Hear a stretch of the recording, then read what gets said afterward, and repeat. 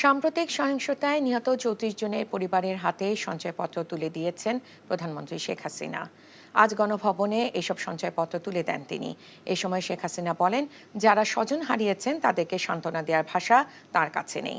তবে তাদের পরিবারের নিরাপত্তার বিষয়টি সরকারের পক্ষ থেকে দেখা হবে বলেও জানান তিনি।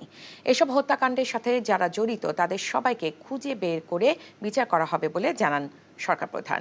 কোটা আন্দোলনের উপর ভর করে বিএনপি জামাত মানুষ খুন করে সরকার পতনের সুযোগ খুঁজছিল বলেও মন্তব্য করেন শেখ হাসিনা। এখন জন্ম সনদ দিয়ে খোলো বিকাশ স্টুডেন্ট অ্যাকাউন্ট।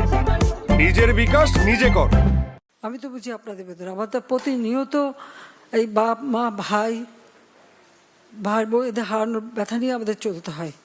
এমনকি লাশটাও তো দেখতে পারিনি, কাফন দাফনটাও তো করতে পারিনি।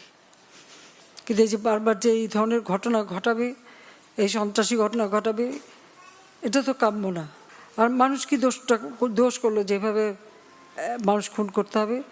মানুষ খুন করে সরকার পতন, এটা কবে হয়, কখন হয়? সাধারণ মানুষ কি দোষ করেছে? আমি আসলে আপনাদেরকে আমি কি বলে সান্ত্বনা দেবো? আমি একটু বলবো যে আমি আপনাদের মতনই একজন বাবা মা ভাই হারানো সেই এতিম। কাজে আপনাদের কষ্ট আমি বুঝি, আমি আছি আপনাদের জন্য, আপনাদের পাশে। এখন জন্ম সনদ দিয়ে খোলো বিকাশ স্টুডেন্ট অ্যাকাউন্ট। নিজের বিকাশ নিজে কর।